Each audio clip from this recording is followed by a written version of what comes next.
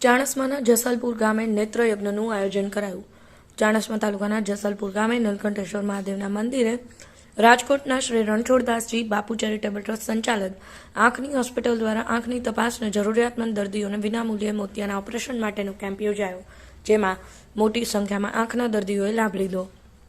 ચાણસ્માના જસલપુર ગામે સોમવારના દિવસે રાજકોટના શ્રી રણછોડદાસજી બાપુ આશ્રમ અને શ્રી રણછોડદાસની બાપુ ચેરિટેબલ ટ્રસ્ટ સંચાલિત આંખની હોસ્પિટલના ઉપક્રમે નેત્રયજ્ઞ યોજાયો હતો, જેમાં 105 આંખના દર્દીઓએ લાભ લીધો હતો.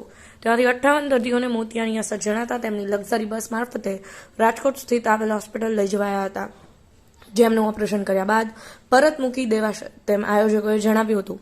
યોજાયેલ નેત્રયજ્ઞમાં ભોજનદાતા તરીકે પટેલ રવિચંદ્ર કાશીરામ રહ્યા હતા. પ્રવીણભાઈ સથવારા, પાટણ એક્સપ્રેસ, ચાણસ્મા.